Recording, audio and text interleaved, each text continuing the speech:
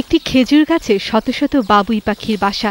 কল্পনাতে সম্ভব এমন একটি ঘটনার দেখা কিন্তু মিলেছে বাস্তবে। প্রায় ৭-৮ বছর আগে এই খেজুর গাছে বাসা বাঁধতে শুরু করে পাখিগুলো। তারপর সযত্নে চলতে থাকে বাড়ি বুননের কাজ। নিখুঁত বুননে গড়ে তোলা তাদের নীড়গুলো দেখে তাই মুগ্ধ সবাই। আর তা দেখতে দূর দূরান্ত থেকে আসছে মানুষ। পাখিগুলো দেখভালের দায়িত্ব নিজের হাতে তুলে নিয়েছে বাড়ির মালিকের ছোট মেয়ে। আমাদের খেজুর গাছে অনেক বড় পাখি আছে, আমাদের সকালবেলা ঘুম ভাঙে যায়। আমাদের খুব ভালো লাগে।